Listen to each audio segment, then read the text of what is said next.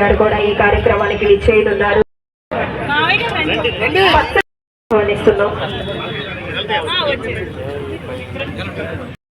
కానీ వారందరినీ వేదికపైకి ఆహ్వానించలేకున్నాం. కానీ మీరందరూ మాకు సహకరించి ముందుకి విగ్రహం రూపంలో ఆవిష్కరించబడుతున్నారు. ఆ మహానేతకు జయంతి విగ్రహ ఆవిష్కరణ సందర్భంగా ఇచ్చేసిన ప్రతి ఒక్కరూ కూడా ఈ కార్యక్రమాన్ని వీక్షించవలసిందిగా కోరుతున్నాం.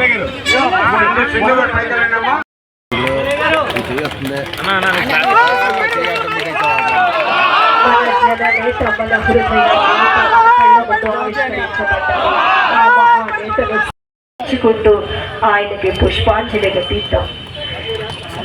శ్రీ పైడికొండల మాణిక్యాలరావు గారికి జోహార్. శ్రీ పైడికొండల మాణిక్యాలరావు గారికి, శ్రీ పైడికొండల మాణిక్యాలరావు గారికి, జన హృదయ నేతకు, జన హృదయ నేతకు, జన హృదయ నేతకు. చాలా కాలంగా మాణిక్యాలరావు గారి విగ్రహం పెట్టాలనే ప్రయత్నాలు జరిగాయి. మీ అందరికీ కూడా తెలుసు, భారతీయ జనతా పార్టీ కార్యకర్తలు, కూటమిలో ఉన్నటువంటి మిగతా పార్టీల కార్యకర్తలు, అలాగే కుటుంబ సభ్యులు కూడా అనేక మంది మేము ప్రయత్నం చేసినప్పటికీ కూడా గతంలో అక్కడ ఉన్నటువంటి రాజకీయ పరిస్థితుల కారణంగా సాధ్యం కాలే.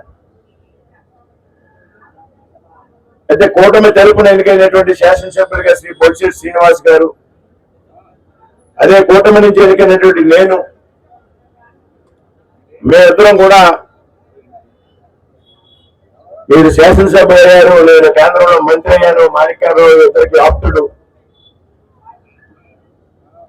మన టైంలో ఆయన విగ్రహాన్ని మనం నెలకొల్పోవాలి ఏ విధంగా అనేటువంటి ఆలోచన గత సంవత్సర కాలంగా చాలా సార్లు మాట్లాడుకున్నటువంటి సందర్భంలో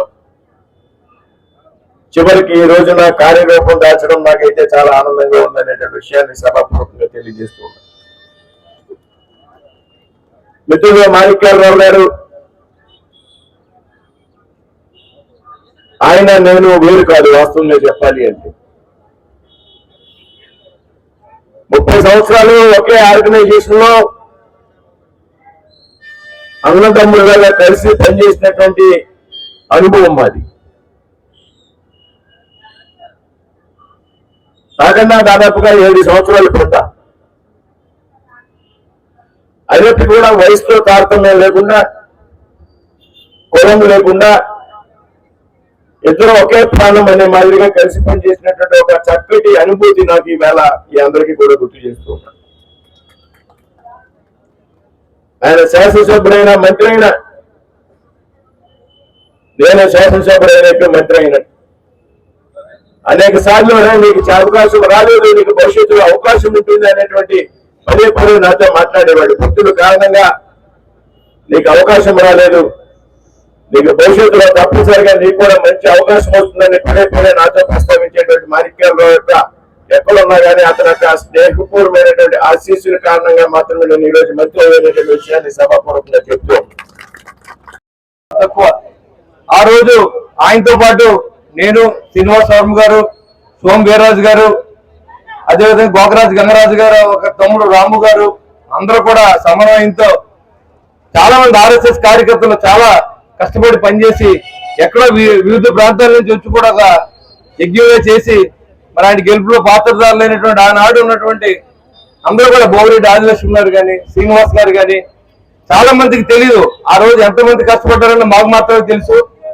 మరి అలాంటి సందర్భంలో కూడా ఉండి ఆయన్ని గెలుపు కారణమైనటువంటి అందరికి కూడా పేరు పేరున ధన్యవాదాలు. ఆయన గెలిపించుకున్న ఈ రాష్ట్ర మంత్రివర్యులుగా ప్రమాణ స్వీకారం చేశారు. చేసిన తర్వాత ఎన్నో పెను మార్పుల్ని ఈ ప్రాంతంలో తీసుకొచ్చారు. అది కూడా మీకు తెలుసు. జాతీయ స్థాయి గుర్తింపు రావడానికి ఆ రోజు నీటి కోసం ఆయనతో పాటుగా కొన్ని కష్టం ఏంటో మాకు తెలుసు, ఎంత పోరాటం చేసామో. మాతో పాటు శ్రీనివాస్ వర్మ గారు కూడా మరి ఆయన వచ్చి, సోమ వీర్రాజు గారు, శ్రీనివాస్ వర్మ గారు, వెంకయ్యనాయుడు గారు మరి అందరూ కూడా ఆ రోజు సహకారం చేశారు. మన గోకరాజు గంగరాజు గారు అందరూ కూడా సహకారం చేసి మన ఊరు నిట్టు తీసుకొచ్చిన దాంట్లో ప్రధాన పాత్ర మాణిక్యాలరావు మా మిత్రులు. ఆయన విగ్రహాన్ని ఆవిష్కరించాలంటే చాలా వాళ్ళ అమ్మాయి చాలా మంది దగ్గర నాయకులు తిరగడం, ఇక్కడ కుదరదని చెప్పడం, మరి నేను ఎమ్మెల్యే అయిన వెంటనే ఇక్కడ ఈ కార్యక్రమం ఏర్పాటు చేయలేని నా దగ్గరికి వచ్చినప్పుడు నేను చేస్తానమ్మా, ఆ బాధ్యత నాది, మీరు చెప్పండి ఎక్కడ పెట్టుకోవాలో అక్కడ పెట్టుకోమని చెప్పి సెంటర్ నాకు సెలెక్ట్ చేసుకోవడం, దానికి మన మంత్రి శ్రీనివాస్ వర్మ గారితో మాట్లాడడం, కలెక్టర్ గారితో మాట్లాడడం, అందరితో కూడా మాట్లాడి ఆయన కూడా నా మిత్రుడు, మరి ఆయన విగ్రహ ఏర్పాట్లో నా కుటుంబ సమేతంగా వచ్చి నేను పాల్గొంటాను సోదరా, మీరు ఖచ్చితంగా ఈ యొక్క కార్యక్రమాన్ని దిగ్విజయంగా చేయండి, అందరిని ఇన్వాల్వ్ చేయమని ఆయన చెప్పారు. మరి వారి కుటుంబ సభ్యులు